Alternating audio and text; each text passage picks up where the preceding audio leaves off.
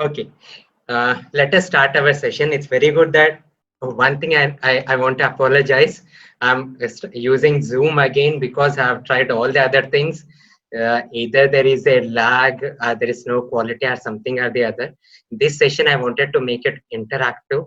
So on YouTube or Unacademy, it's not possible for me to have an interaction. So that if I, at least this session, I wanted to use Zoom. Okay, and I have told this session is based on the previous two sessions. Because you are all physiotherapists, I want you to understand how radiology can be used as an aid for radiotherapy. So first, before I go to today's session or discuss our sessions, I want to have a brief review. Okay, this thing is very important. So this in this video, as I've shown in the last time, this video is how the basic lumbar disc prolapse occurs and what are the symptoms at each stage of lumbar disc prolapse. So as I've told you in the last time, I will discuss once again. So this is the nucleus, this is the annulus.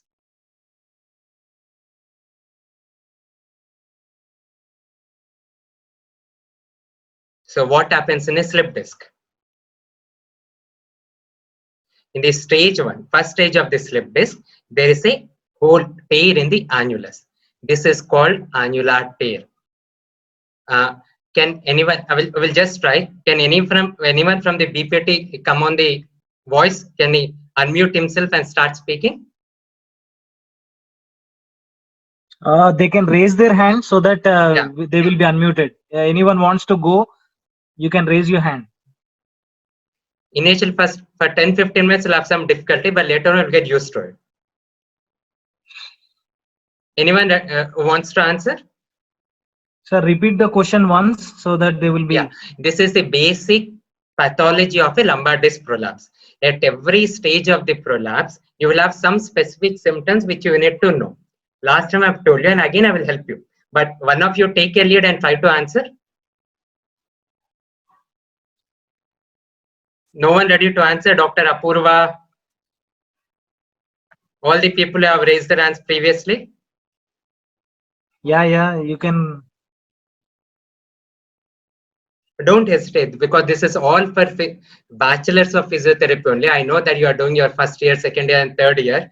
So try to answer. Unless you answer, you will not be able to understand everything. Krishna sir wants. Krishna sir wants to go. Ashwini Jula has been raised there. Yeah, let her come on. Yeah, Ashwini, you can go ahead. Yeah, Ashwini, you can speak now. Yes, sir. Sir, the pain will be more on sitting. Yeah. And on bending activities. Yeah. So what is this stage called? Stage of? This is the stage of annular fissure. Okay. Right? So can you see this one? There's a tear in the annulus and nucleus pulposus is trying to go back. Now Ashwini, can you tell why is the pain more in flexion or extension? More in flexion, sir. Yeah. Is the pain more in sitting position or standing position? Sitting. Can you explain why is the pain more in flexion and not more in extension? Because when a person is doing a flexion, the annulus fibrosis or the nucleus pulposus try to move backward. As the pressure is from anterior side, so the nucleus tend to move backward. Yeah, but probably this is your explanation. But that is right. That is how we tell the layman people. But the scientific explanation is the intradiscal pressure is maximum in flexion and in sitting position. Okay. So because intradiscal pressure increases, the nucleus pulposus tries to come out. Okay. So the first stage is actually stage of degeneration. Second stage is stage of annular fissure. Third stage will be annular tear. Second stage is annular tear. Annular tear and fissure are same. Okay.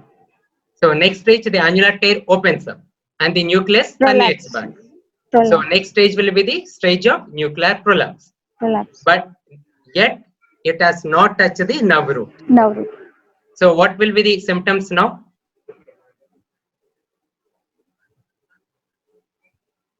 Dr. Ashwini. Sir. Yeah, what will be symptoms now? Will he have low backache? Yes, sir. He'll have low back pain. Long hours sitting increases the pain. Forward flexion increases the pain. But there will not be a radiating pain nor the neurological symptoms like tingling or numbness. Yeah, but one thing is important. Compared to stage 2, the low backache in stage 3 will be more or less? More, sir. No, less. Because in stage 2, there was not a complete tear. So nucleus pulp was trying to come out. So the intradiscal pressure was maximum. Okay. So whenever a tear converts into complete prolapse, at this point there will be temporarily relief in pain. The pain which was very severe, low back pain, which patient are not able to tolerate, now we will be able to tolerate. Okay. So a sudden decrease in pain is not always good. Okay, sir. So what will be next stage? Prolapse will concuss the nerve root.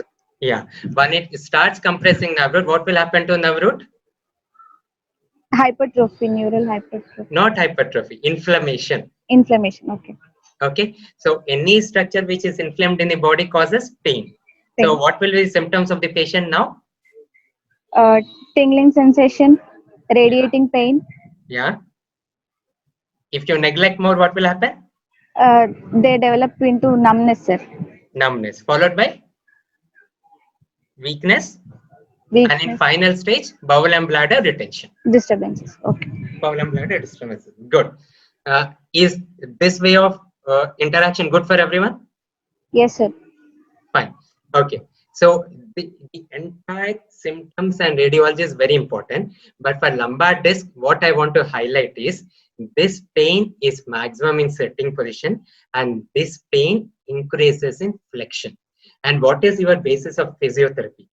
You will discourage those movements which cause repetitive pain because repetitive pain means it's causing more damage to nerve, more damage to the annulus, more damage to the disc. So as a physiotherapist, your aim is to decrease this repetitive movements which cause pain. So unless you know the pain of a lumbar disc increases in flexion, you will not be able to decide what kind of treatment you need to give. So from this picture, one thing for today's session which is very important is pain because of a lumbar disc increases in flexion. Fine. So we'll go to the next one.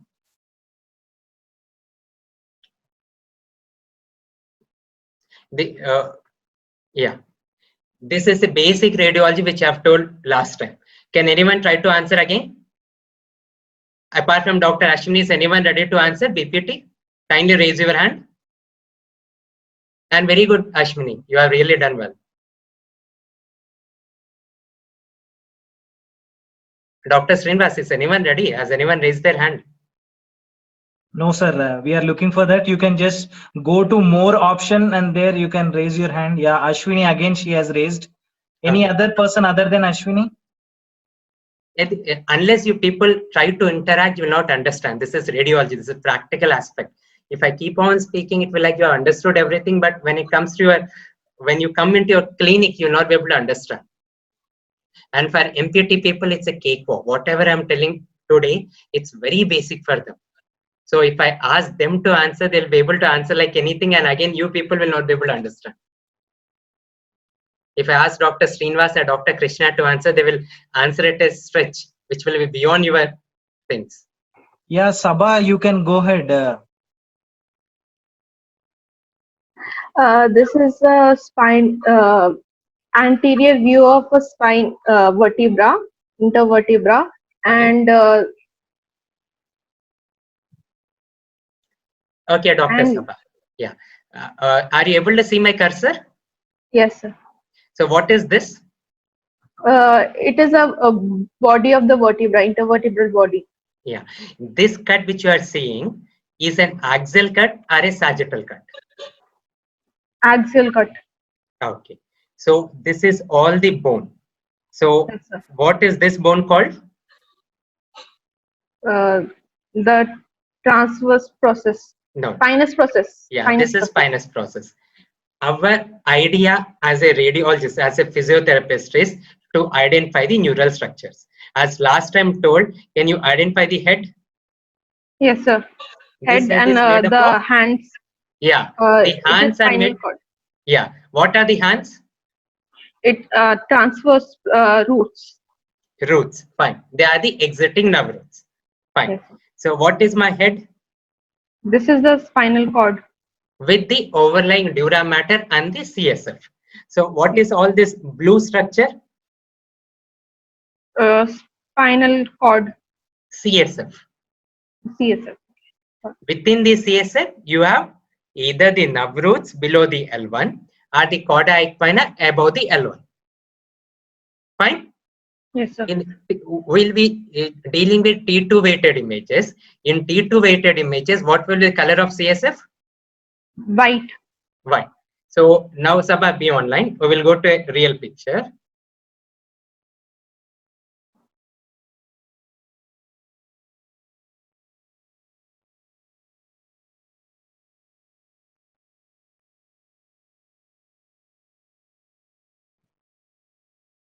Yeah. So Dr. Sabha, what is this? The intervertebral body. Yeah. Are they disc? It depends on the level you have taken. If I take a axial cut at this level, this will be intervertebral body. If I take an axial cut through the disc, this will be a disc. Okay. Yes, sir. So can you annotate the CSF?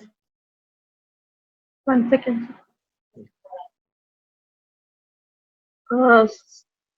Little bit side. Yeah. Everything which is white in color is the CSF. Yes, sir. Can you tell what I have pointed out? This one. The spinal root, sir. Exiting nerve root. Yes. Okay. This is also the exiting nerve root. This one which I'm marking now, is it right or left? Where my cursor is there. I'm drawing a circle here. So this is right nerve root or the left nerve root? Left, sir. Is everyone sure? What use an MRI is opposite of your body. So this is the left one. All right. Now, can the small dots you are seeing, what are they? No idea. They are the nerve roots. Okay. These are all the traversing nerve roots which are present within the thecal sac. They have not yet come out of the spinal cord. Okay. Okay. So if I am able to see so many nerve roots, is this cut above L1 or below L1? Above L1. No, if it's above L1, I'll be seeing a solid spinal cord, the conus medullaris. Okay. This is cauda equina made up of so many individual nerve roots. So this cut is below L1. Okay. Okay. And one more structure. This is the posterior part of the disc. Is it concave or convex?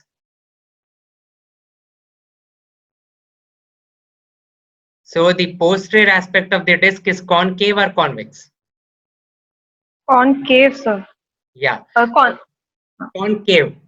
Is Yes, everyone on the same word? Is it concave or convex? Answer on the chat. Concave. So the normal is concavity. If the concavity is lost, what does it mean? Disc has prolapsed. Am I clear? Okay, sir. One more structure which you have to recognize is, can you see the black structure over here? Yes, sir. This black structure is known as a ligamentum flavum. Okay. Fine. Dr. Sabha, try to draw the ligamentum flavum once again. Each one of you try to identify the ligamentum flavum on your screen. Do not annotate, but you try to identify on your screen. No. Everyone is drawing. Let Dr. Sabha draw it. Other people just mark it on your screen. Dr. Sabha, are you drawing? Right? Yes, sir. Yeah. Fine. So this is fine. Too many people are working on it. Fine. So this is ligamentum flavum. Fine. I will go to next screen.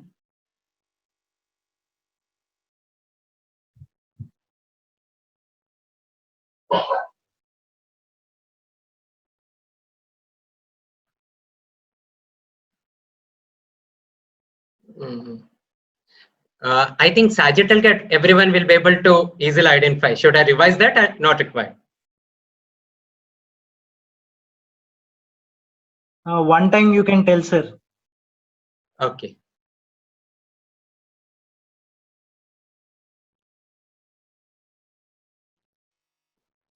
Yeah, actually now what you are seeing is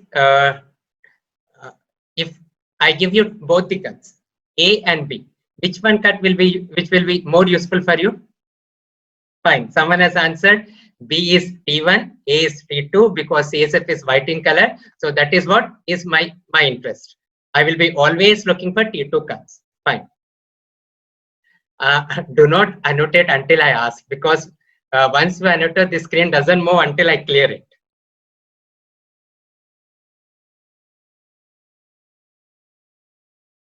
In this picture, I want to show you because Dr. Sabha has a doubt. So above L1, this is the spinal cord. This is called conus medullaris. Below L1, these are the spinal roots. This is the cauda equina. So if my axial cut is taken above L1, I'll be able to see this it's conus medullaris. And if I take it below L1, I will be able to see this one. So above L1, this spinal cord, and below L1, it's a conus.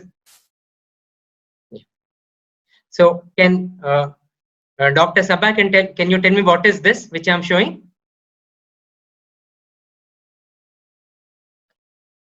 Dr. Sabha is she there? Dr. Apurva will try. Dr. Srinivas, can you annotate Apurva? Unmute. So this is Krishna Chandran is ready, sir. Yeah. conus medullaris. Yeah, fine. This is conus medullaris. So this cut is above L1 or below L1? Below L1, sir. No. Below L1, you have the spinal roots. Yes, sorry, sir. Above L1. Is there any confusion? No, sir. It's okay. I understand. Yeah.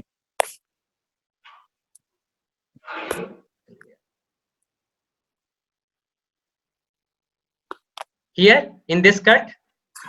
This is the Norwood, sir. Like cauda equina. Yeah, fine. Now, this is about the level of disc. So, can you draw, annotate and show me the nucleus pulposus and the annulus? Me, sir? Yeah, you only. Okay. Everyone, do not annotate, but you can annotate, but other people just mark it on your screen. Mark it with a hand only. So this was the nucleus pulpus. Yeah. And black one is annulus fibrosis. Yeah, fine. So this is very clear. This is very important because you are dealing with a disc pathology. You will have to identify. We will have to identify the annular tear. You will have to identify the annular disc. So unless you know what is an annulus, what is a nucleus pulposus, you will not be able to tell. Okay. So let me draw once. So this one is the nucleus pulposus. Is the nucleus pulposus healthy or unhealthy in this case? What will happen to the color of nucleus pulposus when it becomes unhealthy? White, sir. What is the normal color? White or black? White, sir. Why is it white? Because due to the more of water in that nucleus pulposus, 70% Because water. normal disc is hydrated. Water appears white on T2 weighted images. That is why even CSF appears white. So healthy nucleus pulposus is white in color. So when the disc starts degenerating, the water content decreases, so it becomes black. Second one is, what is the posterior surface of the disc, is it concave or convex? Convex, sir. Convex or concave in this case? Concave. So normal is concave or convex? Normally concave, sir. Yeah. So this is a normal disc. Disc is dehydrated. The posterior surface is concave. So this disc appears to be normal. Yeah. Am I clear? Yes, sir. Yeah. Then I will go to next slide.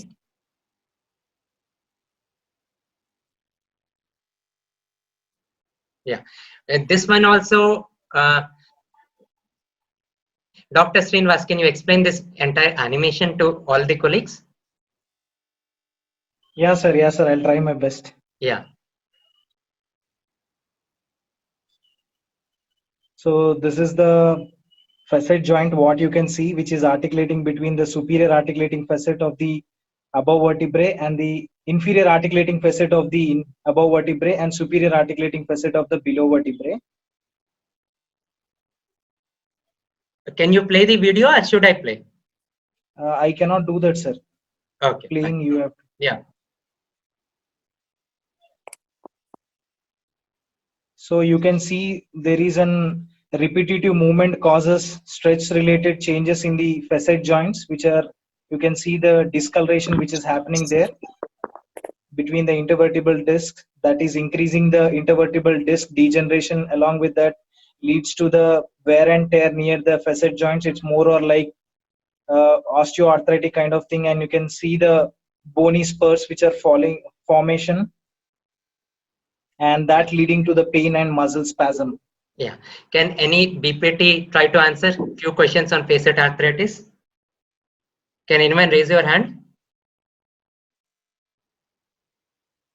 Someone wanted to answer previously.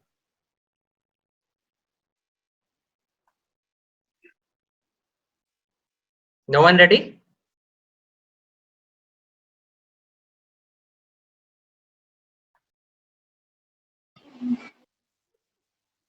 Yeah, Dr. Fatima wants to answer, I think. Yeah, sir. Yeah. Yeah. So facet arthritis, the pathology is, when I say lumbar disc, Dr. Fatima, the pathology Yes, is in sir. anterior part of spine or posterior part of the spine. Sorry, can you repeat it, sir? When I speak of lumbar, now we are comparing the symptoms of lumbar disc prolapse with the symptoms of facet arthritis. Yes. Because basically what I have seen is, see, when you get a patient from surgeons, you feel that every surgeon has done the same job, but there is some difference from a surgeon to surgeon. Yes, So when I definitely. say patient to a physiotherapist, everyone has our own training, have our own protocols, and everyone has your own experience with everything. One person Yes, may be sir. good at orthophysiotherapy, one person may be on neurophysiotherapy. So when I send a patient with lumbar disc and a patient with facet arthritis, what I see is majority of the cases, they are treated in the same way. Yes. How many of you do you actually treat the patient? Be frank enough, because this will allow in our discussion. How many of you know the difference in the treatment for lumbar disc and facet arthritis when the patient comes with a low back pain? Just say it in the chat now. How many of you know? How many of you don't know? Because if everyone knows, then there's no point in me spending a lot of time. So Dr. Payaz knows, Dr. ABC doesn't know, Dr. Krishna, Dr. Shraddha doesn't know, Dr. Krishna Pradhan. Yeah. What in my experience I've seen is, one thing is facet arthritis is underdiagnosed. Facet arthritis is a clinical diagnosis and less of a MRI diagnosis. And even neurosurgeons, neurophysicians don't give much importance to facet arthritis. So when we refer it to you, we refer it to you without mentioning that this patient requires treatment for facet arthritis. So why, by the end of this discussion with Fatima, we'll come to know why it's very important to differentiate facet arthritis from lumbar disc. So Fatima. Yes, sir. So the disc pathology in lumbar disc, is it anteriorly situated or posterior? Posterior. Lumbar disc. Anterior to the spinal cord or posterior to spinal cord? Anterior to the spinal cord. Yeah. In facet arthritis, it is Posterior to the spinal cord. Okay. In facet arthritis, the structure which is involved are the facet joint. Facet joints, yes. The structure which is involved in lumbar disc prolapse is the intervertebral disc. Intervertebral disc, yes. Fine. The intervertebral disc pressure is maximum in flexion or extension. Flexion. The intra-facet joint pressure is maximum in flexion or extension. Extension. This is a basic difference. So the basic theory, what guiding principle in physiotherapy is avoid those things which cause repetitive pain or damage. So in a lumbar disc prolapse, what is the movement which you are trying to avoid? Flexion. Flexion. In facet arthritis, what is the movement which you are trying to avoid? Extension. In lumbar disc prolapse, lumbar disc prolapse is a clinical diagnosis or a radiological diagnosis? Radiological diagnosis. No, both. Without clinical diagnosis, there is no radiological diagnosis. Yes, but also radiological is involved, Yeah, no, sir? fine. With So it's clinical with radiological. yes. And practically, when a patient comes to you from a neurosurgeon or a neurophysician, he will be written, you will have a paper from them saying that he has a disc prolapse and so this level. And facet arthritis is a clinical diagnosis or a radiological diagnosis. Clinical diagnosis. Yeah, again, both. It's more of a clinical diagnosis, less of a Less of radiological diagnosis. radiological, yes. Okay. And when there is in second stage, when there is an annular tear in lumbar disc prolapse, what are the symptoms? Annular tear, diffuse back pain. Yeah. So can you, as a physiotherapist, can you elaborate the clinical findings when a patient comes with an annular tear? Okay, they mostly complain on pain in forward flexion and Yeah. diffused back pain is there. At this point, tenderness might not be appreciated. Yeah, I will ask you a few questions. If I ask the patient to use a finger and point me the point of pain, will he be able to do it? In annular disc bulge, sir? Yeah, in lumbar disc pathology. No. No. Not in this second stage. Not in the second stage. In third and fourth stages? Not very appreciative, but yes, possible. No. If it's a lumbar disc pathology, if you ask him to pinpoint with a finger, he will never be able to do it. Okay. Yes. Because the pain is a referred pain from the annulus. Yes. You can never palpate the annulus. You can never touch the nerve root. Yes. I will give an example. If I take a balloon, I start filling the balloon with air and air and air. Can you tell me where will the balloon rupture? No. No, pressure is uniformly distributed. Yes. But if I take a pin and injure the balloon, can you tell where it rupture? Yes, it is. Exactly the side where I puncture it. Yes. So I have told you the disc is situated more deeper from your back or more superficial from the back. Deeper. The facet joints are more superficial or deep. Superficial. Can I palpate a disc? No. Can I palpate a facet joint? Yes. So when I palpate a facet joint, can I elicit tenderness? Yes. So how many of you people have seen that they use a thumb and point it on the lumbosacral dimple and say, this is my point of pain? Yes. Many. It's appreciable, sir. So if you are saying that unilaterally have a pain at this joint, this is only pain, so that patient is suffering from Facet joint arthritis. And when you examine, when you start pressing from the skin to you go to the bone and you have a impulse that you have touched the bone. You can easily make it out when you are touching the bone. So at the same point when you touch the bone, the patient will wince with pain. So this is the diagnosis of. Sorry? When you palpate, when you examine the patient will say, I have pain over here, and you also point out. And when you palpate, at the moment your finger touches the bone, at the same point, the patient will have pain. Yes, sir. Am I clear how to examine for facet arthritis? Yes, sir. You can, from the midline, about a half an inch, you will start pressing the patient. You will start trying to elicit the tenderness. Whenever you touch the bone, whenever you feel the bone paraspinally at half inch to 1 inch, the patient will have pain. This pain is coming from the facet joints. This patient has facet arthritis.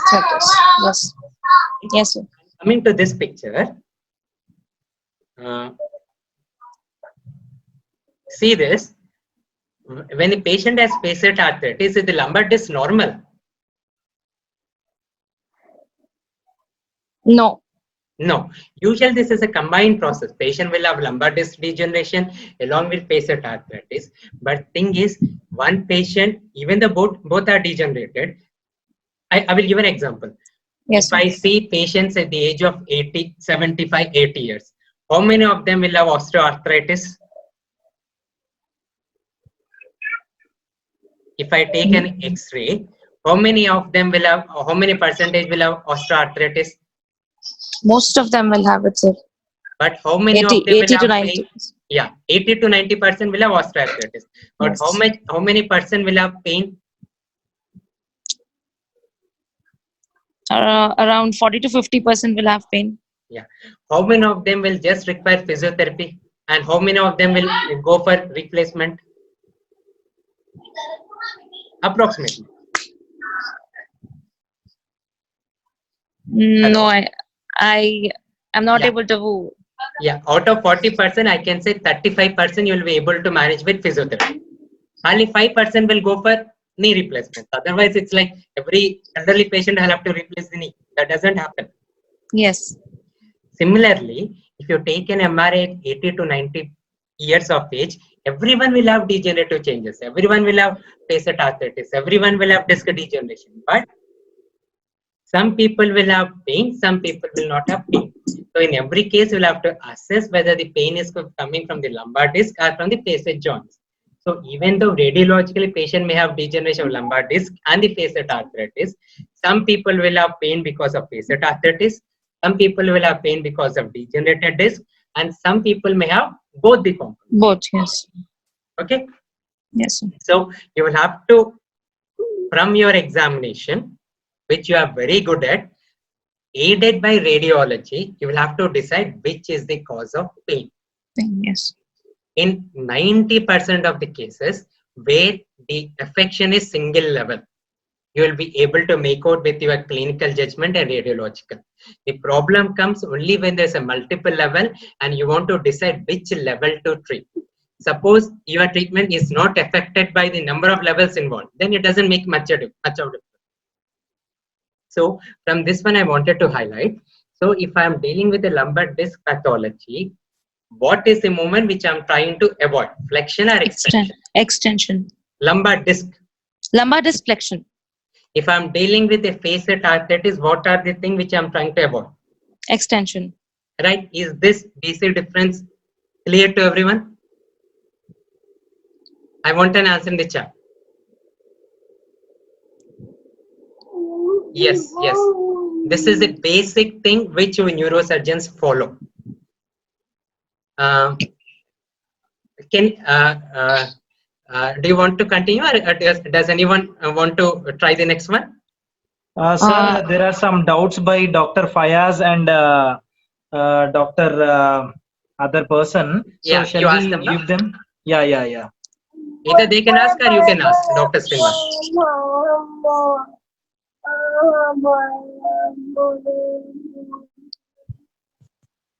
I think Dr. Srinivas, you can answer on that. You can ask on that behalf. Yeah, Ankit, you can. He's telling that how the flexion is going to cause injury.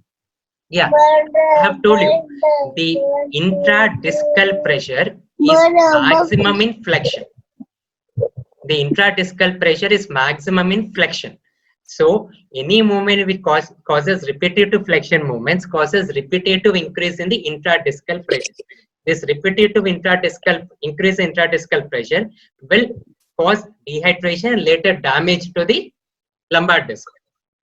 Okay, sir, that is one of the philosophies, sir, which is written in books. But sir, where I am practicing, I am saying like 80 to 90% people are there used to do the work in flexion also, like they are from the village side.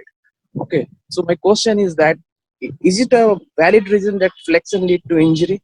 If yes, can you justify the statement? No, this is a basic thing. There's no justification required. Okay, There is no because controversy also in this one. okay, yeah, yeah. This is a That's why I basic get pathology. the Basic pathology is that whenever you bend, whenever you flex, the pressure, all the joints in the anterior aspect of the spine will be taking the load. Is it clear? Is it clear, Dr. Srinivas? Actually, to whom was I speaking? Dr. Ankit. Yeah, Ankit. Is it clear? You Ankit. can speak, Ankit. yeah. So Okay. all the flexion movements will increase the pressure in the joints which are present. Are you able to see this picture? Yeah. Yeah. I will just clear the annotation. All of your doctors here, don't annotate unnecessarily. Okay. So what I'm drawing now is the spinal cord. Okay. Ankit. Yeah. So all the structures which are present anterior, I'm writing as A. All the joints which are present posterior, writing as P. Okay, so it's natural. You don't even require studies. Whenever the patient is bending down anteriorly, the pressure in the anterior joints will increase. Yeah. Am I clear, Ankit? Yeah. Sir, but like you are clear, sir. Like it's so. Yeah, Like and I'm whenever the confused. patient bends posteriorly, Sir. I have one again question. One question is there. Sorry yeah, to interrupt again and again. yeah, Like we have some 6 moment of vertebra also, like movement of the like biomechanics of the vertebra. yeah. So at what degree, sir, can lead to the more injury, sir, or like flexion you are telling, but how flexion is leading to the injury? It's a myth for me. No, you'll have to read it. And there is nothing very complicated rocket science in it. Yeah. Whenever the patient bends forward, Yeah. there will be this two vertebrae will come nearby. That is a natural biomechanics. So this Okay. increases the pressure within the disc. Yeah. Whenever the patient bends backward, the similar pressure will be increasing in the similarly posterior joints. The Yeah. facet joints will take the pressure. So repetitive flexion movements will injure the lumbar disc, and repetitive extension movements will injure the facet joints. Okay. Sir, can I intervene? Yeah. Thank you. And Dr. I think Krishna, can you let him speak? Dr. Srinivas. Yeah, sir. Yeah. Yeah. Both of them are unmuted. They can speak, Ankit and Dr. Krishna. Yeah, Dr. Krishna, Dr. Ankit, you can continue. Yeah, Ankit, I just want to add a point and answer your question here. Yeah, let me introduce Dr. Krishna. Dr. Krishna is master in physiotherapy. Is actually my parallel, and we have done it at the same time. So from the physiotherapy side, he will be speaking from the physiotherapy point of view. Yeah, Dr. Krishna, Yeah, you can continue. thank you. Ankit, I want to answer your question actually. Hello, I'm not able to hear you, Ankit. Yes, sir. See, I actually understood your question. The question is, how can a flexion cause injury? Sir, doesn't mean that it is the word injury has a broad sense. Even a long-standing degeneration is also called as injury scientifically. Okay, but the amount of injury, it is a micro injury. Okay, a long-standing degeneration is actually an accumulation of micro injuries. So all the small injuries in the annulus fibrosus will accumulate. They will accumulate over a long time, and they will lead to all the degenerative changes which are evident in the MRI. Okay, what Sir meant by the word injury was it was a micro injuries accumulating, integrating over a period of time, leading to degenerative changes. So flexion causing injury means, sir said, sir gave a statement that flexion will cause an injury. That means flexion over a period of time will cause degenerative changes in the posterior part of the disc. Okay, that is as simple as that. Okay, because obviously flexion will cause the posterior movement of the nucleus pulposus, and it causes the pressure on the annulus fibrosus, and it causes a tear over a period of time in the annulus fibrosus, and there is a protrusion. Is there anything else? Am I clear, Ankit? Yeah. Okay, thank you. Dr. Krishna also tried to tell how to palpate the facet joint, because Dr. Harsh is repeatedly asking how to palpate the facet joint. So apart from that, I'm interested to answer this. Actually, there are various methods of assessment in physiotherapy. We follow some standard protocols in physiotherapy. That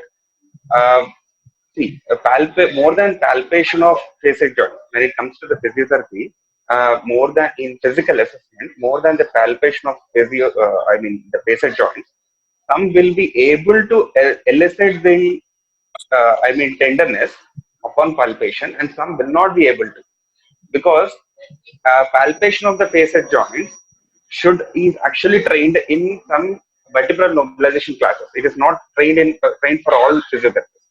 Okay. So majority of the physiotherapists, they have to depend on some physical tests. Yeah. So in a normal physiotherapy protocol, we have like first comes history taking, then we'll go for on observation, on palpation, on examination. That is the routine physical assessment. So in that, when we go to on palpation, there are various methods. Like one writer says that it is at the one thumb lateral to the spinous process, and some authors say that it is half of the thumb. They give different kinds of measurements, but there is no consensus in that. When physiotherapists are not accurate in palpating the facet joints, they can go for clinical examination. In clinical examination, what they do is they'll first take a note of, even in the history taking, they take a note of all the positive postures and all the causative movements which are causing pain.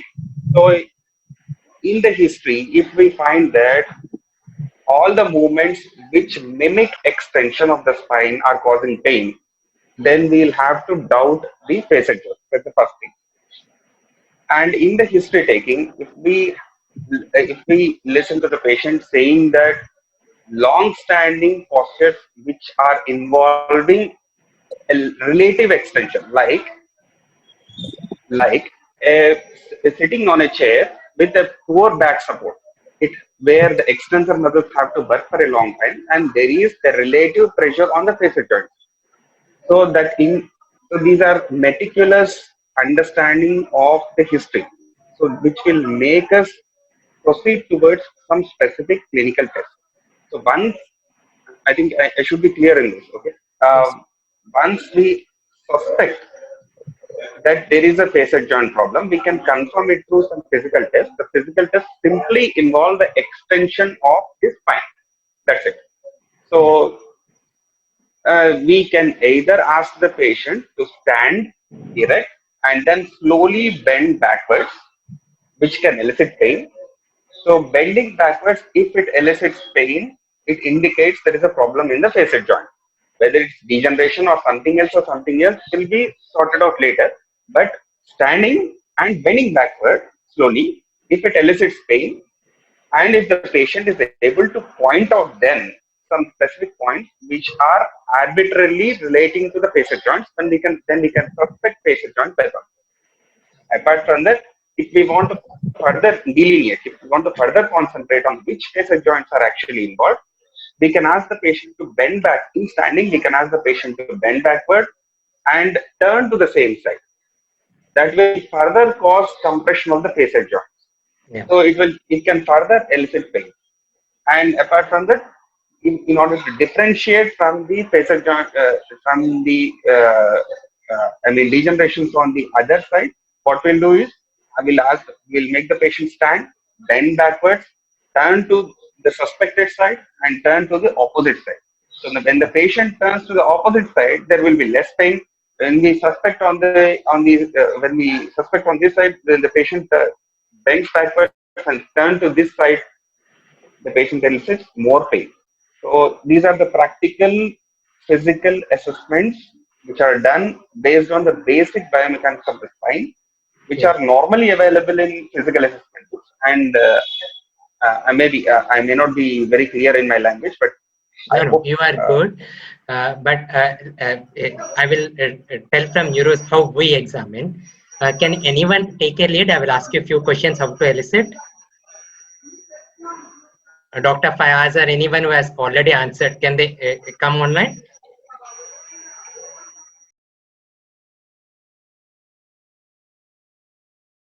One of you raise your hand now. Dr. Harsh, will you be able to answer? Sir, Dr. Fayaz is unmuted. He can answer. Dr. Fayaz? Dr. Fayaz. Dr. Dr. Fayaz. Fayaz, you can answer. Speak up. Hello? Hello. Yeah, Dr. Yeah. Fayaz. Because this one I want to take some time, because when I'm saying that all my next principles are, yeah, even Dr. Harsh can ask, because it was Dr. Harsh, can you speak? Dr. Harsh, okay, Dr. Fayaz. So unless you differentiate where the patient has faced it, Dr. Srinivas, can you unmute Dr. Harsh Nainwani? Yes, sir. Yes, sir, unmuted, sir. Yeah, Dr. Harsh, this is very important. If you have any doubts, clear it right off here. Because Yes, sir. unless you know how to examine a facet arthritis, all my next webinar will be useless. Okay, Yes, sir. Dr. Harsh, this picture I'm seeing, suppose this picture I'm seeing the patient from back or side or front? Back side, sir. From? Back side. No, this one. This picture. Front, sir. Front. No, this I'm seeing from the back. Okay. Okay, sir. This Okay. picture I'm seeing from this side. This picture sir. I'm seeing from the front. So this line which you have drawn is the midline. By midline. If I palpate there, the bony prominences which I see are what? The transverse processes. Spinous process. Processes. Okay. Okay. Now, one finger breadth lateral to the midline. Okay, this is hardly one finger breadth. I palpate using my thumb. I press it with my thumb. So, Okay. what are these joints? Yes, sir. Dr. Harsh, can you answer what are these joints? Facet, sir. Facet joints. Joints. So, when I press on the facet joints, you will be able to feel that now you have touched the bone. Yes, sir. When you touch the bone, at the same time, patient will have pain. Okay. So, when you are touching the facet joints, patient is having pain. So, what does it mean? It is facet joint pain related to facet joint. Yeah. Unless the facet joint is inflamed, that will not elicit pain. Pain. Yes, sir. If I touch my normal knee joint, is it painful if I press my normal knee joint? What? Not getting, sir, what? If you press your knee joint with your fingers, is it painful? No, sir. If someone is suffering from osteoarthritis, which is inflamed, if Yes, you sir. palpate the knee joint, is painful. Yes, sir. So if you palpate the normal facet joints, is it painful? No, sir. If we palpate a joint which is inflamed, then it is Painful. painful. Usually the patient will be able to localize that my pain is coming from this point. If the pain is not severe enough, then you start from the lower down, you palpate the lowermost spinous process, you go one thumb breadth lateral to that one, and you start pressing, go gradually up, and you start pressing one after one. At one of the point, patient will wince the pain, and you can correlate that when your finger is touching the facet joint, then the patient is having pain. So that is nearly diagnostic of facet arthritis. Okay, sir. This patient, then you can correlate. When you ask the patient to extend, that pain will increase. And ask your patient to bend on the lateral flex on the same side, patient will increase. Pain will increase. If the flexes onto the opposite side, the pain will Decrease. decrease. You bend sir, onto the same side, pain will increase. You bend down to the opposite side, the pain will decrease. But sir, I also one doubt is there. Yeah. The patient is bending to same side, Hmm. And if pain is recurring, then it's only isolated to facet joint and or any other kind of pathology will be there, or only it will be related to facet joint only, not any kind of other pathology. No. 90% is facet joint. Sometimes when your disc is eccentrically prolapsed, it is on the right side, even then the patient will have pain, but tenderness will not be there. You understood? Okay, so my tenderness means when I will palpate, pain will not be there. My Will be tenderness there. will. Suppose the patient has a right foraminal disc prolapse. Okay, sir. Then when the patient bends on the right side, his radicular pain will increase, his low back pain will also increase, but you will not have a focal localized tenderness. Okay, sir. Okay? Yes, sir. And I've told you, the pain because of annulus is never localized. The pain because of facet arthritis is majoritarily localized. Okay, sir. Okay. Okay? Got it, sir. Yeah. Okay. The next one will go. Next one which I wanted to tell you.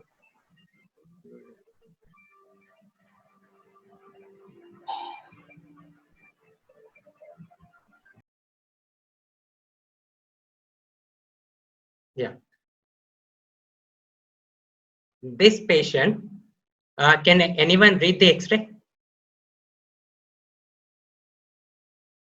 Can anyone come forward?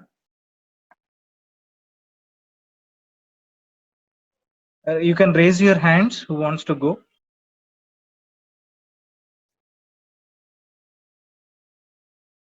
I hope this is not boring because I'm asking, waiting for people to ask. Yeah, Dr. Krishna wants to answer. Yeah, Dr. ABC probably is a junior. Dr. Krishna is a senior. He'll be able to answer everything. I will try to clear, but I'm not sure whether. Yeah. ABC. Okay, sir. I'll let him answer, and I'll wait for him. No problem. Yeah. Hope, is it boring if I'm waiting for so much a long time for people to take a lead? Or should we Yes, continue the sir. same day? Yes, sir. Yeah, Dr. ABC, probably you want to hide your name, it's okay. Can you read the X-ray? So I will try. Yeah. So this one at the A X-rays of the flexion and B is of the extension. Fine. Yeah, and we can see the vertebral bodies and the spinous process Yeah. and the gap that is between the vertebral bodies, that is the intervertebral disc. We can also see the sacrum. Yeah, fine. Can you draw the anterior vertebral line?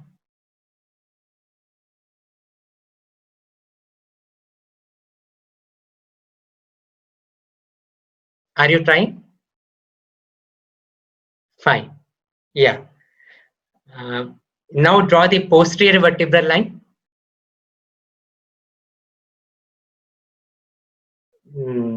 Yeah. You are on the same way, but I am clearing it once again. Clear all diagrams. So I am drawing. This is the posterior vertebral line. Okay. Are they all in a single line or not? Yes or no? Can you unmute Dr. ABC? Dr. Srinivas, can you unmute her?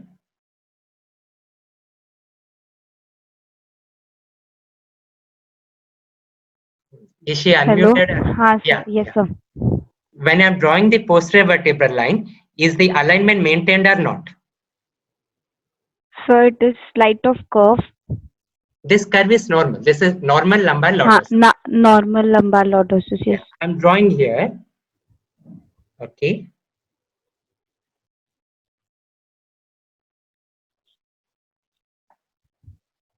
Can you see the gap here? Yes, sir. So what happened to the upper vertebra relative to the lower vertebra?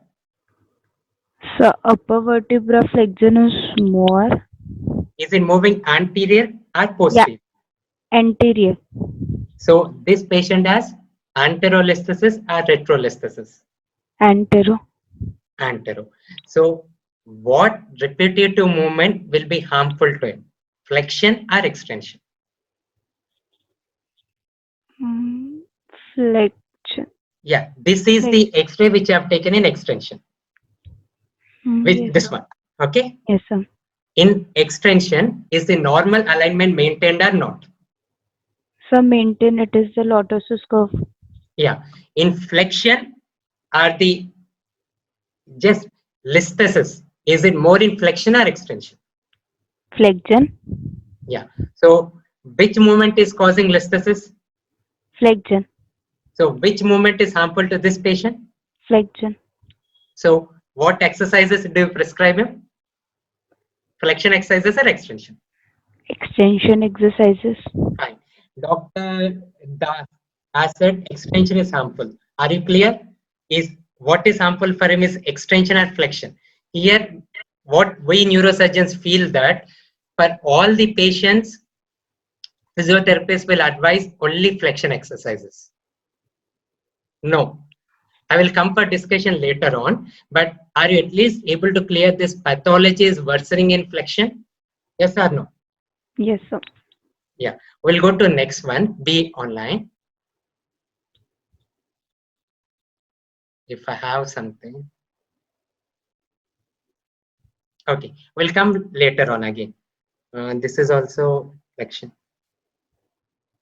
This, no, I don't have that picture, so we'll come again. So basically, can you let Dr. ABC, can you tell, so what is the use of flexion extension images?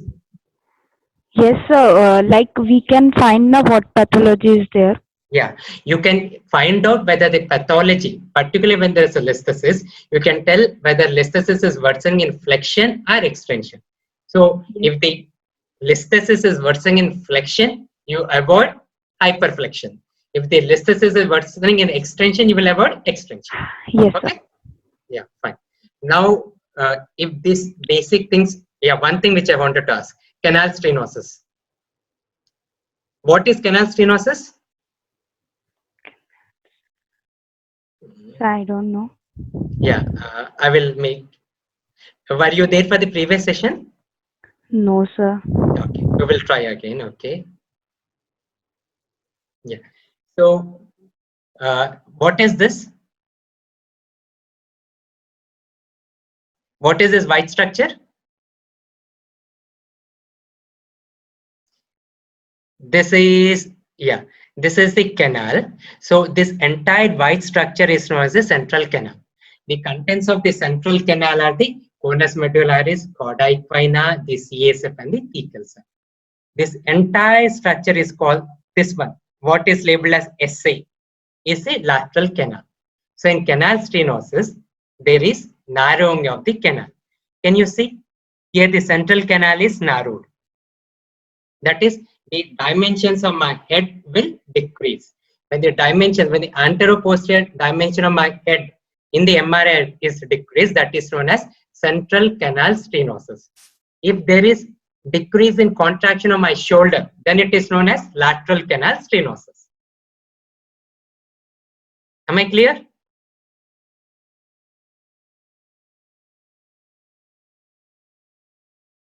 Yeah.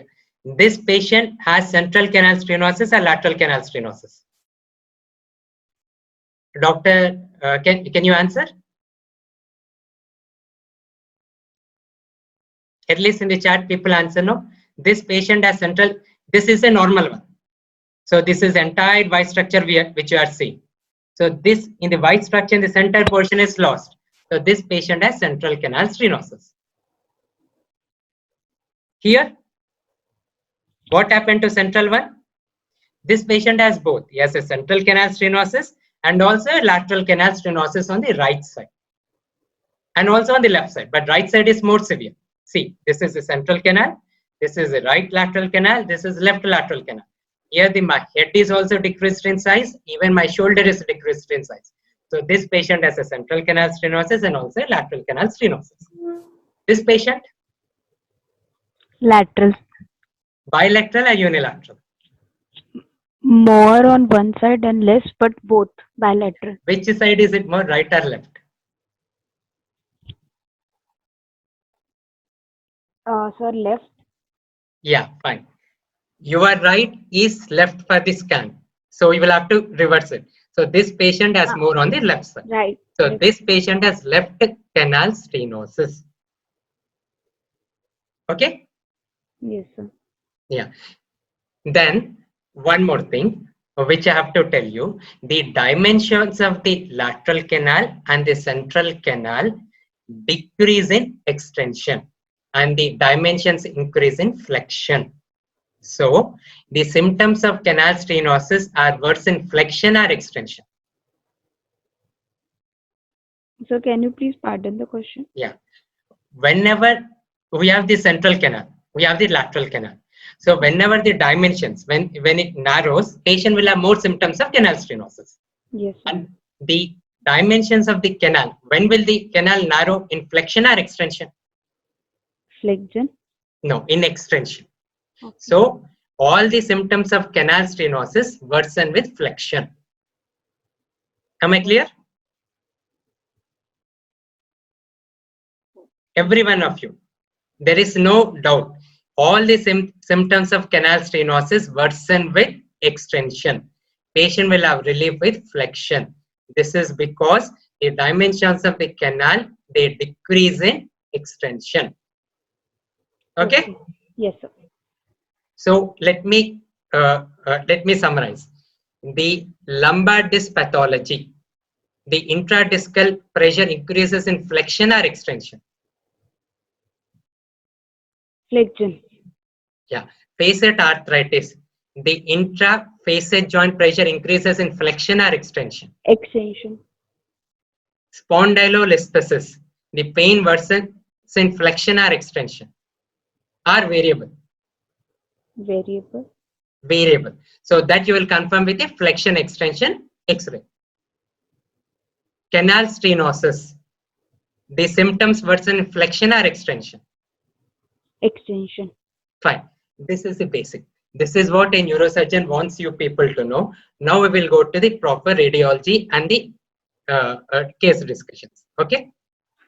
So I have doubt. Yeah.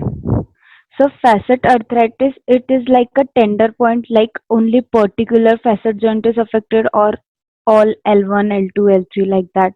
It depends. If the patient is 70 years old, usually I'm from Hyderabad, you have a number of patients working in these coal mines. So these people, they have all the smoke inhaling, which is not good for the health. It affects nearly all the joints, and even their work involves heavy weight lifting. So these people will come with all the joints involved. Suppose you see a patient at 23 years coming to your clinic saying that with one thumb he will say, "This is my pain." So at this point, he is having only one facet joint which is involved. Okay. If the patient has one facet joint involved, then we will be able to treat the patient very well. But if has a diffuse pain, then the outcome is not very good. Okay. So it is like tender point if one facet joint is involved. Yeah, tender point. And with experience, you'll be able to say that I've touched the joint and the patient is wincing at the same point. Then you don't require any other investigation. You know that is facet arthritis. Okay. Okay, but even if you diagnose facet arthritis, you require radiology because patient may have a coexisting disc bulge. Yes, sir. Patient may have coexisting listhesis. Okay, so you need to know that patient has a disc bulge, patient has a facet arthritis also, but now patient has come with symptoms of facet arthritis. So I will have to treat the patient for facet arthritis now. Once the pain subsides, will your treatment modality remain same or not? Not. Why? So You know this patient has lumbar disc prolapse also. So once the acute pain is relieved, the next successive treatment will focus at preventing the progress of degeneration, preventing the progress of facet arthritis also. Yes, sir. Am I clear? Otherwise, what happens is you cure the patient for facet arthritis now, but within 3-4 months, he will come back either with a recurrence of pain because of disc prolapse or recurrence of pain because of facet arthritis. Yes, sir. Am I clear? Yes, sir. Fine. So now we will go on to the proper one. One question. Yeah. Basically, nowadays, whenever a patient attends any neurological or neurosurgery or orthopedic OPD, Hmm. the patient first they ask to go for investigation is MRI. Yeah. And whenever the MRI report is done, there are Hmm. no dynamic views can be evaluated on an MRI. And Yeah. there is we can appreciate there is an anterior listhesis. So Yeah. how does the therapist can see, because general tendency as um, we we are taught in our graduation days, like whenever there is an arthritis, it is an anterior shift of the vertebrae over the below vertebrae, and whenever you go for generally the low back exercises, we do extension. So again we do this. So in this kind of scenario, what should be the physiotherapist, again we have to go for an x-ray, or whether we have to do, how should be? Yeah, I have told you. Last summer also I have told you. For me, at least for there is some difference of opinion even between neurophysicians and neurosurgeons. Fine. Neurophysicians, they diagnose and send it to you. Am I clear? Hello? Yeah sir, yeah sir. Yeah. Neurophysician, their approaches are different. They are more inclined towards medications. Neurosurgeons are more inclined towards physiotherapy and surgery also. I accept that. So when the patient comes to you from a neurosurgeon, every surgeon, for a surgeon, no investigation of lumbosacral spine is complete without an X-ray. But In if the patient practice, comes from to you from a neurophysician, physicians have a tendency to get an MRI done. They don't depend much on an X-ray. So if the patient comes to you with only on MRI, do not hesitate to ask for a flexion extension views. Am I clear? yeah sir, yeah. And And flexion extension was 500 rupees here. What we are trained is, if you're asking for an investigation which is non-invasive, do not hesitate much because you're not harming the patient. But if you're asking for an investigation which is invasive, think 101 times. Okay. okay sir, okay. Has anyone heard about a test called discography? Yes or no? Heard of it, to measure the discal pressure. No. When you do a clinical symptom elicitation, clinical examination, we have done an MRI, but even then I'm not able to make out whether that is the cause of pain or not. Then what I do is, I go into the disc, I put a needle into the disc, inject around 1 cc of saline. This is like increasing the intradiscal pressure. So if the patient has similar kind of pain, then that is the cause of pain. So this is an invasive method of diagnosing the cause of pain. And what we do is, once a patient gets pain, we inject 1 cc of Xylocan, which is local anesthetic. So all the pain which he had disappears, completely disappears. So now the cause of pain is coming from that particular disc or from that particular joint. So this is our final confirmation. But this is an invasive investigation. So we do only when I have a doubt regarding my diagnosis, or when I am contemplating surgery. Because when I'm contemplating surgery, I need to be 100% sure. Am I clear? Yeah sir, yeah. So if it's only an X-ray, you are not harming the patient in any way. You are not causing financial burden also. So when the patient comes to you, walks into your clinic only with an MRI lumbosacral spine, do not hesitate to ask for X-ray lumbosacral spine flexion extension. The number of patients where X-ray lumbosacral spine was normal, MRI is normal, patient is being treated as non-specific back pain since years, and when you do a flexion extension, patient has a listhesis. Understood? Okay. Sir, what does the time span actually to get a disc which has been anteriously slipped? What does the time span, sir? It depends. Is there any literature saying that particular duration? Because some of the time he had a fracture due to a trauma or anything, but that would have been stabilized now. In the dynamic views, there is no much of in the flexion. It is the same, and it is the extension. It is the same. So it is stabilized there. So. Yeah. What to know that what would be the time span? No. For this takes long. You are asking me if it's a fracture, it will heal in 3 months. But the spondylolisthesis which you see are usually degenerative.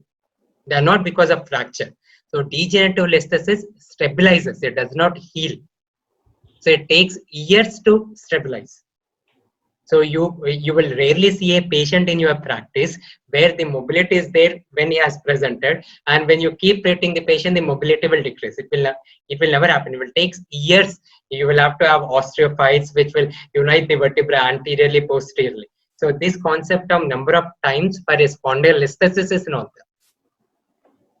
Okay. So, Okay, sir. Okay. Yeah.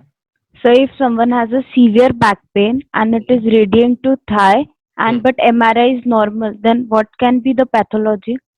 We will discuss. I have a similar kind of case. Okay. Fine. Now can I start the case studies? Yeah. Yeah, sir. Yeah. Now identify 5 or 6, at least 7-8 people. Now we will actually interact. Now there is nothing from my side to teach. I have taught everything. Now you will have to decide, and Dr. Krishna and Dr. Srinivas, you moderate whether their approach is right or wrong. Okay. Now I have done my job. Now it's only you people which you have to decide. At least 7-8 people come forward and raise your hands. No. Who is going to take the first question?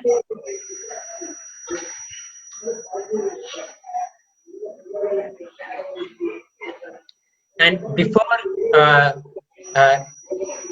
some physiotherapists, Dr. Srinivas. Yeah, sir. Yeah, sir. Yeah. Basically, when a neurosurgeon refers to you, we classically divide exercises which you are offering into 5 groups. Okay. One is the isometric exercises, exercises involving movement from flexion to neutral or neutral to mild flexion, hyperflexion exercises, hyperextension exercises, neutral to extension. Do you accept? Do you divide your exercises in a similar way? Yeah, sir. Depending upon the presentation, we do flexion as well as extension also. Yeah, we do it, sir.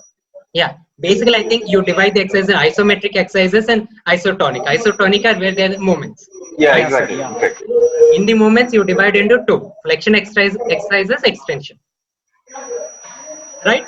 Exactly. Yeah. In the flexion, we divide into 2 more. Those exercises which involve hyperflexion, and those exercises which involve neutral to minimal flexion. Yeah.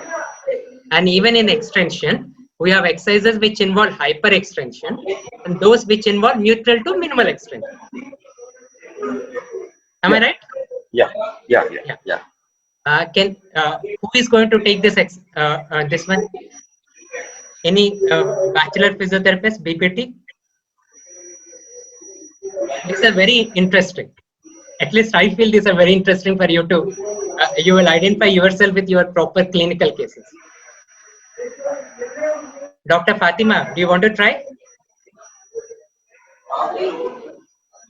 I think Dr. Fatima will be able to try. Dr. Srinivas, can you unmute her? Yeah, sir. I'll do it.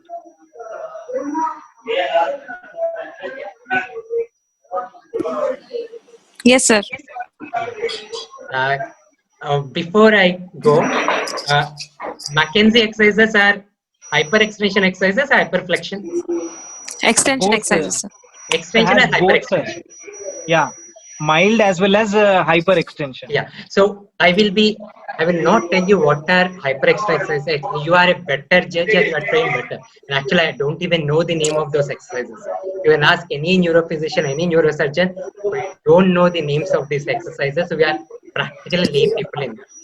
I know only these 5 groups of exercises. So each session, you tell me what kind of exercises you are going to treat. What is your approach? So Fatima, and go with Yes, the first sir. exercise. No, first case. You first read the clinical symptoms and examination findings. Come to a valid diagnosis from the examination clinical symptoms. Then read the MRI. Correlate your diagnosis, and then you will decide what treatment will be. So you want me to read out the symptoms? Yeah, read out. Okay, 24 years male presented with low back pain since 4 to 5 months, complains of tingling and paresthesias in both lower limbs on walking, not exactly able to tell whether symptoms worsen with flexion or extension. With the examination, we are able to find out that there is a mild low back ache, no tender spots, no weakness or sensory loss. Yeah. So clinically, what is he suffering from? So diffuse disc bulge, Okay, can be there. Then because there is a little loss of convexity in this, no. in the Try to disc. first come from the clinical symptoms. Okay, so low back pain with tingling and paresthesias are suggestive of disc bulge, Okay, and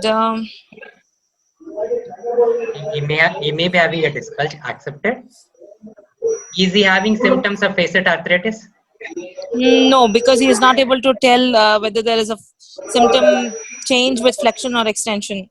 And on examination, is he hinting No, towards no facet tender arthritis? spots or no facet joint arthritis ruled So out. clinically, no facet arthritis.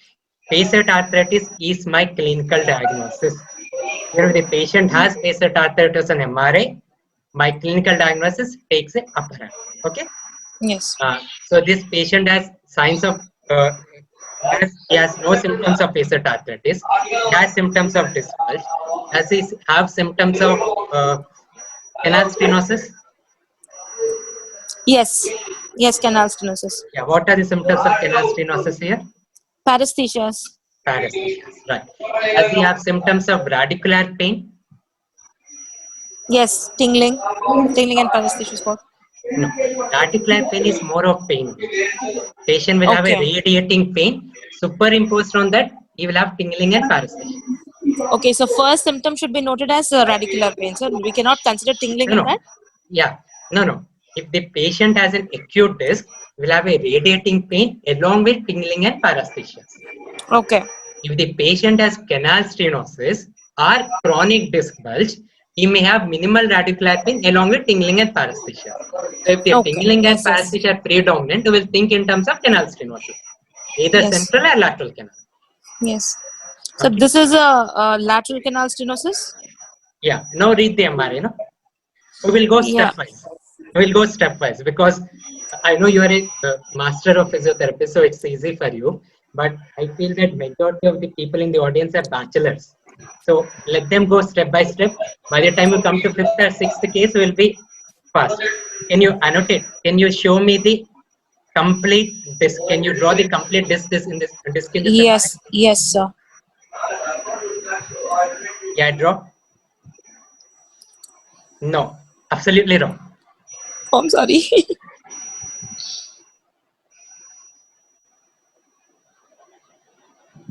No. I mean to say, No, draw I the am not outer drawing that, surface of sir. an. We are all doctors here. Please let one draw. No?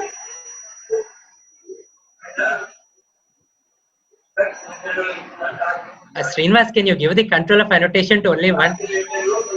Yeah. I think that is, I don't This know, is sir, how to give that. Yeah. I'm telling it once again. Only one of you draw me the outer border of the disc. Outer surface of the annulus. So shall I proceed with the Yeah, annotation? you proceed. You draw the outer border of the annulus. I am Doctor- indicating with the blue one, sir. Okay, fine. Now show me the nucleus pulposus. Srinivas. Sir, Dr. sir. Srinivas. Yeah, sir. Can you specifically give annotation power to only one person? Is it possible? I'm checking, sir. I'm checking that actually. Because if so many people are drawing, it's very difficult. Yeah. I'll do that, sir. If I'm trying that. Yeah. I'll see. So probably everyone has drawn. So what is the color of nucleus pulposus now? It's black, so degeneration. Degenerate. So it's not an healthy disc. Yes. Second one. What is the surface, shape of the posterior surface of the disc? Normally should be concave, but here the concavity is a bit lost. loss. It's more of flat. So even Yes. annulus is bulging. Okay. Yes. Next one, what I want to draw is, draw me the ligamentum flavum. Many of you may not be able to identify ligamentum. That is why I'm specifically asking you to draw the ligamentum flavum. No. Everyone is wrong. Everyone is wrong. Yeah. Someone is drawing with the red pen. Right. Right. Now stop drawing, please. The one who has drawn with the red pen is the correct person. So this is the ligamentum flavum. Okay. There is an increase in thickness of the ligamentum flavum, which comes with your experience. Usually ligamentum flavum is very thin line. But here there is an increase in thickness of the ligamentum flavum. Okay. Now there is canal stenosis. Is the canal stenosis more of central canal stenosis or lateral canal stenosis? Lateral canal stenosis, sir. Yeah. Fatima, draw my head. Draw the central canal. Yes, sir.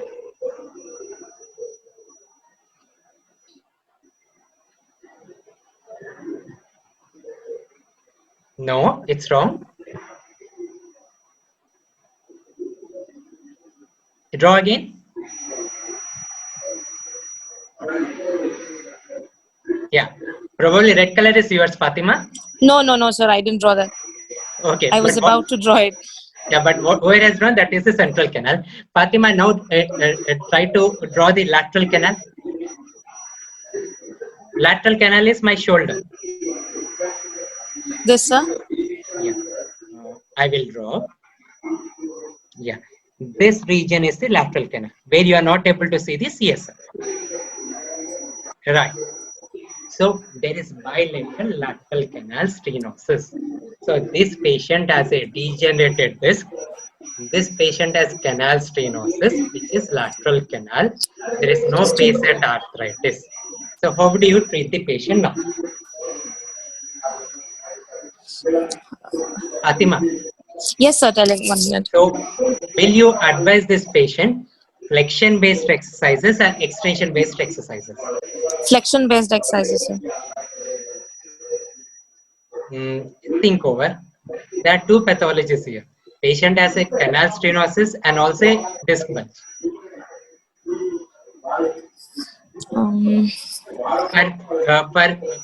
For disc bulge, what exercises do you offer? For disc bulge, extension exercises, sir. Okay. For canal stenosis? Flexion-based. Flexion-based. This patient has both or one? Both. But is clinically presenting to you with more of symptoms of disc bulge or canal stenosis? Canal stenosis. So which exercises will you offer? Flexion exercises. In flexion, I said there are two exercises. One is minimal Not flexion exercises. hyperflexion. Yes, not hyperflexion, but minimal flexion exercises. Basically, sir, I'll just try to share you how do we basically treat if there is such kind of presentation. Yeah. We say low grade flexion exercises, and we also try to strengthen their core exercises, the core muscles, sir. Yeah. Right. So this is what the approach. This is what the Yeah. approach we basically use. Yeah. Basically, for all these spine cases, you will have to strengthen the core. You will have to strengthen the spine also. There is no Yes. controversy in this, but it depends on what kind of exercises, what amount of movements are giving. As you have Yes. said, in this patient, I will strengthen the core muscles also. I will strengthen the extensors also, but I will not prescribe exercises which are hyperflexion or also Hyperflexion, yes. hyperextension. Yes, sir. Even though patient has a disc bulge, can I advise him hyperextension McKenzie exercises for him? No. No. At the same time, I can't even advise him hyperflexion exercises. Hyperflexion. Yes, sir. But at presentation, I will concentrate on flexion exercises so that he'll be relieved of paresthesias. Once the paresthesias are relieved, then I will give equal importance to both flexion and extension exercises. Yes, sir. So, can you appreciate how radiology improves your approach? Yes, sir, it is definitely because till now we specifically with my experience I'm telling we were not so precise in finding out the radiological findings. MRI we just used to see the disc bulge basically in the Yeah. axial cut, but Yeah. couldn't appreciate the ligamentum flavum and everything because Yeah. I just have it's just 1 year of experience for me now, sir, Fine. in And practicing. no, but you are actually very good in your approach. Dr. Krishna and Dr. Srinivas, do you agree with her approach, or do you have a different approach? She's excellent, sir. She's fine. Fine. Anyone? Does everyone agree with this approach, or does anyone has a different opinion to share? See, if this is what is my experience, this is what I feel the majority of neurosurgeons follow. But even with this, there is a lot of controversy in the kind of exercises you prescribe. Every institute has its own approach, its own protocol. But whatever we feel it's logical, and whatever we feel that patient is improving, to be followed. Okay.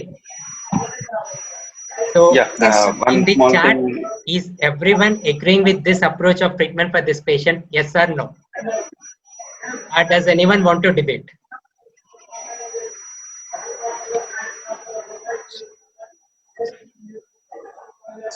Are all the participants there? Yeah. Okay. Yes, sir. We have 58 participants. Yeah. Shall we go to the next case? Sir, Krishna sir was wanted to tell something. He can go ahead. Yeah, Dr. Krishna. Yeah. Actually, in approximately a decade before, there were like hard and fast rules like for stenosis, these are the exercises that should be prescribed. For disc prolapse, these are the exercises. But now there is more a combination, and Yeah. we keep grading the symptoms. We keep grading based on the symptoms, based on the signs, and we fluctuate from static to dynamic exercises, and we have a fine balance. Flexion exercises are also, employed, and extension exercises are also employed with a fine balance between dynamic and static exercises. So that all is actually finer ramification found in physical assessments and treatments. That's only an add-on point which I wanted to tell to all the physiotherapists, to all the undergraduates. Yeah. Sir, I would like to ask one question at this point of time. Sir, whenever we think of administrating the treatment protocol to the patients, we say that treat not the symptoms, treat the root cause. So here the root cause is the hypertrophy of the ligamentum flavum. So Yeah. there are different causes for the hypertrophy of ligamentum flavum, not only the degeneration or disc bulge which is compressing. So what could be the reason for in this condition the causing the hypertrophy of ligamentum flavum? Ligamentum flavum hypertrophy is 99% degenerative. Sir, Either I heard degenerative there are or because of fluorosis. okay, sir. Okay. Other than Not this, there is nothing. any inflammatory conditions. No. Very rare you can say rheumatoid arthritis and all these things, but they're very, very rare. You can say that 99, if not 99, at least 95% of your practice will be degenerative. Okay, sir. And there is no treatment apart from surgery where you can decrease the bulk of the ligamentum flavum. And So, one piece of advice to the junior physios: whenever you are documenting, whenever you are giving the William flexion exercises or McKenzie exercises, please do, as Fatima has rightly pointed out, grade 1, grade 2, and whenever you are going for those Superman exercises where you are contralateral limb raises, please do extend so that they will have a clear understanding whether what kind of exercises we are doing. That communication is very important. So if you could draw a stick diagram or any proper documentation, that would also give a good communication between the neurosurgeon as well as a physiotherapist. and believe me, even if you go to a neurosurgeon, we don't have the concept of type of exercises.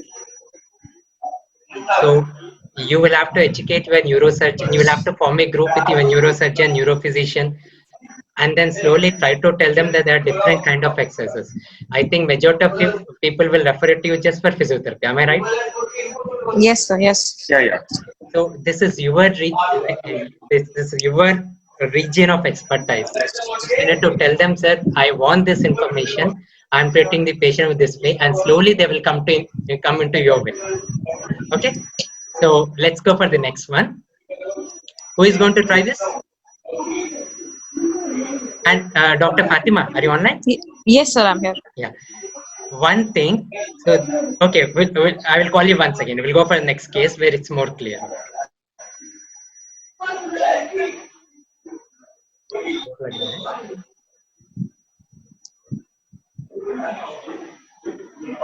Yeah, Dr. Fatima, it's the same case. Can you read this MRI?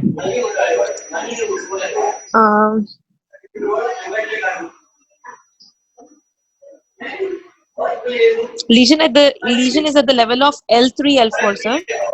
Where can you point it out? Where is the lesion? This one, sir. Yeah, that is this is L4, L5. No, this is S1. This is Sorry, L4, L5. Yes. Yeah, L4, L5. Now you have pointed out with an arrow, blue arrow. Can you tell Yes, what sir. is this?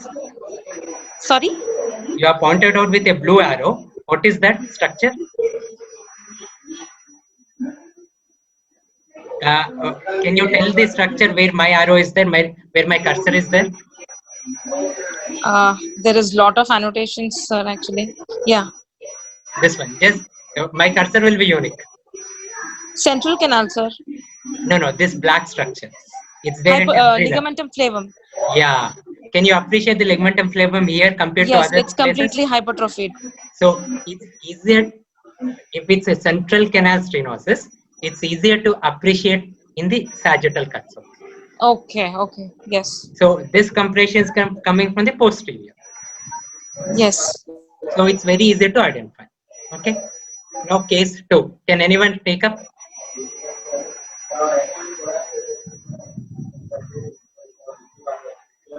Dr. Srinivas, can you identify someone who will be able to answer? Yes, sir.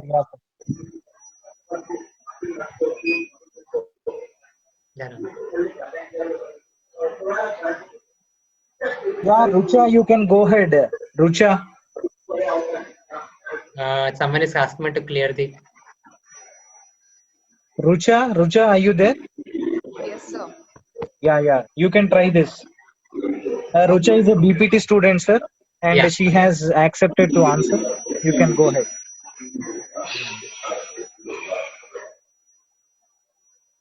Yeah, Rucha, so read the clinical symptoms, history, compare diagnosis, then read the MRI, then try to work out the plan. The patient is 42 years male. Symptoms are low back pain since 4 to 5 months. Sudden onset severe pain which gradually decreased to mild to moderate pain now. Also complaints of tingling and paresthesias in both lower limbs on walking. Pain increasing on flexion. On examination, mild low back ache. No tender spots, no weakness or sensory loss. Okay, so from clinical examination, do you want any other symptoms for me to tell? Or is this examination and history sufficient for you? If you want any other inputs to be given from my side, I will give it. Or if this is okay, can you try to compare diagnosis?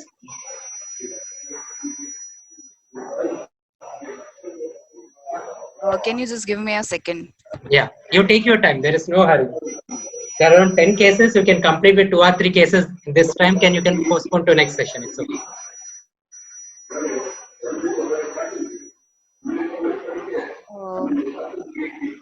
So this is the case of. Do not look at the radiology now. Just look at the symptoms. Okay. So according to symptoms, there is a severe pain which gradually decreased to mild to moderate pain now. Yeah. So there might be the third stage, which is disc prolapse. Okay. And there's also complaint of tingling and paresthesias in both the lower limbs on walking. Yeah. And pain is increasing on flexion. Fine. So yeah, it gives an idea of disc bulge. Yeah. If pain is increasing in flexion, it can be either be a disc bulge or an anterolisthesis. That's all. Anterolisthesis, sorry. Yeah, So anterolisthesis. if he's specifically able to say pain is increasing in flexion, yes. So you will have to think of a disc bulge or an anterolisthesis. Yes, sir. Second, are there any features from the history and examination to suggest there is a coexistent facet arthritis? Um, I cannot say that, sir, because there is nothing is mentioned as such that the pain can be pointed out. No. After There are no examination, tender spots. No tender spots in the after examination, I examination. can't say that there is no facet arthritis. I don't know have the information. If I have completed my examination, I will have to say sure whether there is a coexistent facet arthritis or not. If there are no tender spots, there is no segment facet arthritis. Okay. Okay, this is a clinical diagnosis. MRI may show facet degenerate many things, but now is not symptomatic for facet arthritis. Okay. Right? Is there nerve impingement or not? So it might be there because there's a it is there maybe because there's a complaint of tingling and paresthesias in both the lower limbs and the pain. Okay, the tingling sensation and paresthesia. Okay, so this patient has symptoms of disc prolapse. He has no symptoms of facet arthritis. Does he have symptoms of canal stenosis? So there's a pain increasing on flexion, so that might be suggestive of that, if I'm not wrong. No. What are symptoms of canal stenosis? Pain should increase in extension. No. Canal stenosis is more of paresthesias, less of pain. Yeah. Canal stenosis is paresthesias will increase in extension and they are relieved in flexion. Okay. Am I clear? When the word pain comes, you don't think majority of canal stenosis. Whenever there is a pain, you think of either disc bulge or a nerve inflammation, that is radicular pain, or a listhesis or an inflammation of facet. So whenever there is pain, there is either mobility or inflammation. Okay. So inflammation of disc is disc bulge. Inflammation of facet joint is facet arthritis. Yes, sir. In spondylolisthesis, it's mobility, movement of one vertebra over the other. Whereas in canal stenosis is a decrease in volume, decrease in pressure because of compression. So whenever a patient thinks of paresthesias, you think of canal stenosis, either lateral canal stenosis or central canal stenosis. Okay? Yes, sir. So this patient also has symptoms of canal stenosis. Yes, sir. So now read the radiology. I request all the participants not to write all those things, please.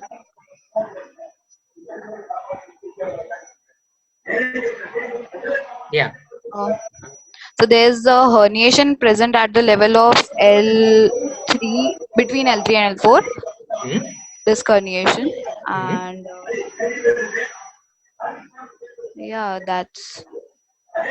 No, there are. You are able to see my cursor? Yes, sir. Yes, sir. Is this disc normal? What is the color of the disc? It's dark. So is it degenerated? Yes, sir. Okay. Is this disc normal? No. Is this alpha S1 normal? So it shows the dark color of the disc. So this patient has multiple disc prolapse, not a single one. Yes, sir. It's not a single one. And second one, what is this? In last session I have told you. Migrated, if I'm not wrong, migrated disc. No. This is a white signal in the posterior part of the annulus. In this picture, in this disc which is normal, this is the white structure is the nucleus pulposus. And this black structure is the annulus, outer layer. Can you draw it?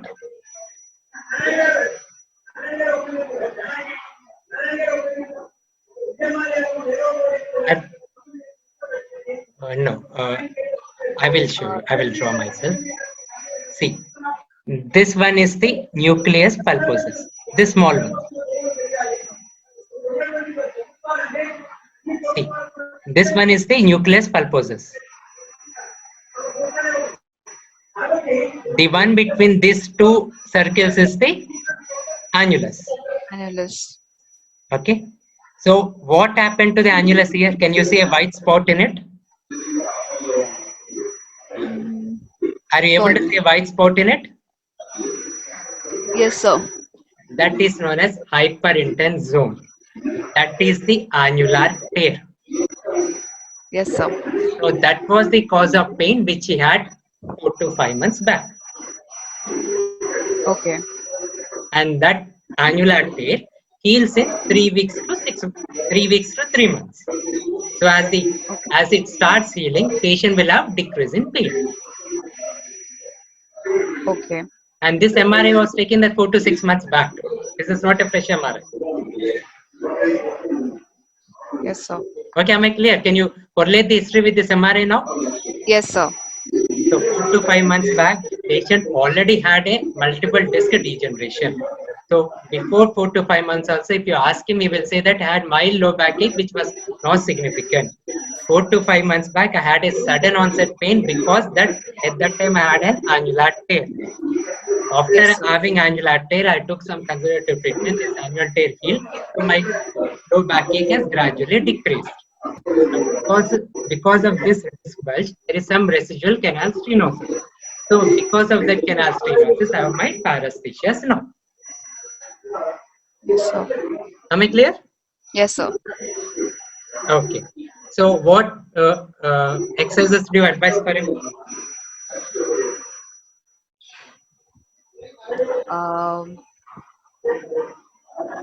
Flexion based or extension based?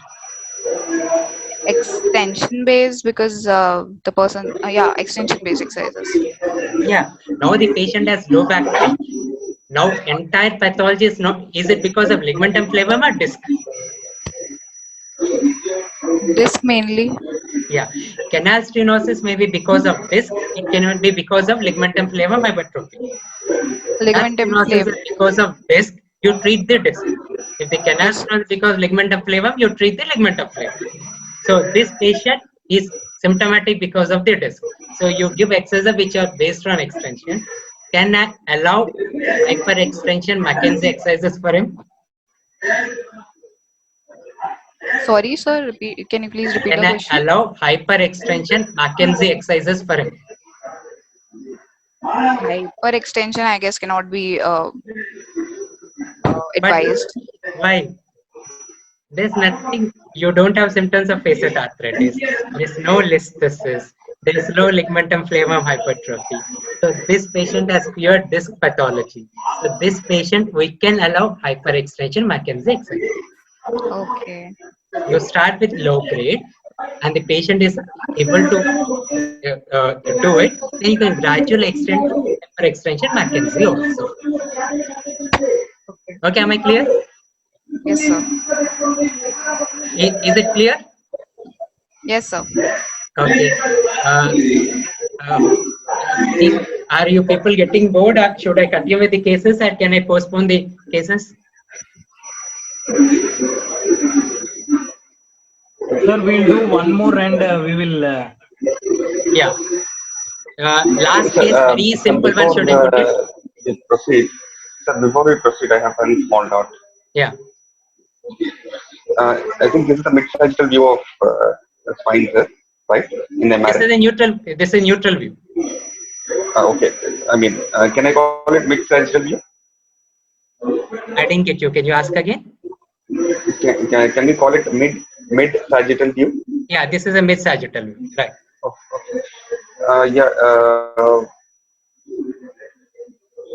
Can we, sir? I'm more worried about the first arrow. First arrow which is pointing out what is actual pathology. Yeah. What's the pathology, sir? It's pointing out. No, there's nothing there. It's nothing there actually. Okay. They were showing that Okay. at the level of the vertebral body, nothing is there. At the level of the disc, there is compression. Okay. That's a comparison. Okay. Yeah. Because Can we call it internet, so they wanted to tell that. That's all. Okay. Yeah. Okay. Fine. Yeah. Last case, very simple one. Can anyone take it up?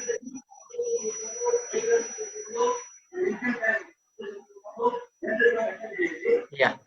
Very simple one.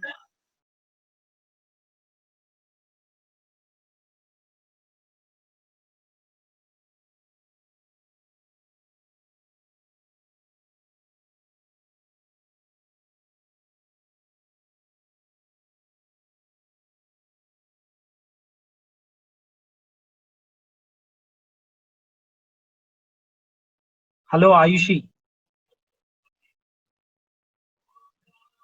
Hello.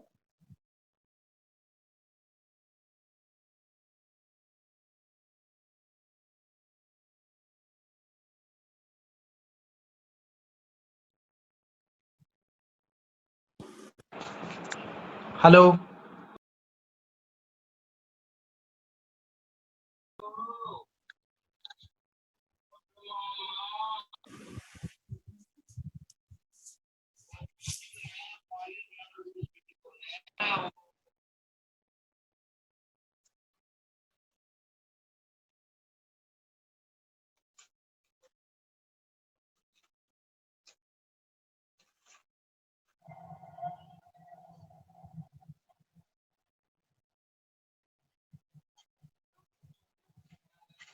Yeah. Now everyone is able to hear. Can everyone of you unmute? If everyone is having prayers, should I make any changes in the timing of this session? Is 7 to 8 okay?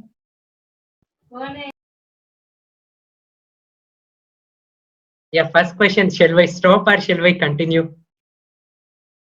I think we'll stop because many people are having their prayers. No, many people are having their prayers. So it's not good that I continue. And is 7 to 8 session okay for you or should I change the timings? So we can start at 6 or 6 o'clock. Fine, it's okay. Next time we'll start at 6. Yeah, sir. Yeah. No issues. 6 to And 8. Again, 6 will not be overlapping with their prayer, right? Anyone? that I'm not sure. 6:40 they have to break our fast. So can you tell, is any time in the morning okay? Any time after 4 is okay for me.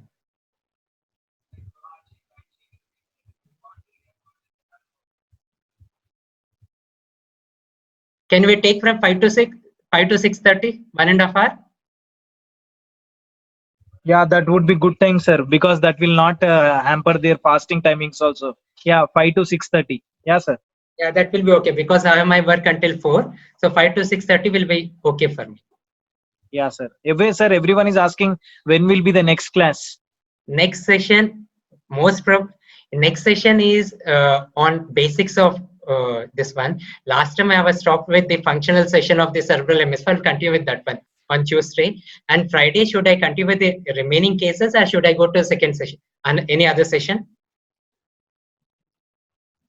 Is this kind of discussion okay or is it boring? If you are okay with this discussion, I think I have more 8 to 9 cases. So you can continue with the remaining cases. We can continue with the remaining cases and then we can go with the neuroanatomy, sir. Okay, fine. So Everyone Tuesday, is you also want me saying. to present this, complete this? Yeah, sir. A review of all and then for 10 minutes and then cases and then their experiences, what they would do. And next class, we will start the neuroanatomy. Fine. So next, in this Tuesday from 5:30 to 6. 5:30. 5 to 6:30. 5 to 6:30. From 5 to 6:30, we'll have this session. Fine. The same ID or you will be posting in the group, sir? Everyone is asking. No, Zoom ID always changes. So I will have to Okay. post it again. Okay, sir. Okay. No, sir, you can use the same ID actually because whenever you are using, there is an option to use the same ID actually. Recurring ID, no? Okay. No. Yeah. Same ID, you can use it. But it's okay, sir. You can I will post that, in yeah. you because even my even my one of my uncle is also using same ID, and he's very much senior to me, so I shouldn't clash with his sessions. So I Okay, will sir. Okay. post it again. Yeah, sir. Yeah. Okay. Thank you everyone for making this. Thank you, sir. Thank chat you very much for interactive. really, we would like to thank on behalf of all the participants. We had around 80 participants who have joined the session, and you being in spite of busy schedule, being a neurosurgeon, helping the physio community and teaching them the best clinical purse, we can see that our own physios are doing a radiology course for 25,000 and you giving it for free of knowledge. We are deeply indebted to you, and we are really uh, moved by the teaching what you are giving us. Really, we are happy, sir. Happy. No, actually, it's my selfishness. Unless until post-operative physiotherapy is good, my patients will never be happy.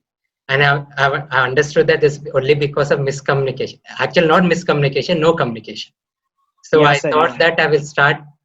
And physiotherapists at my institute are really good. They communicate really well. So I thought that this communication should be encouraged everywhere. Right? So we'll stop from. Thank you, everyone. And even in the next session, I want the same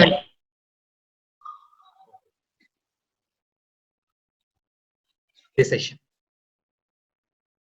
Thank you, everyone.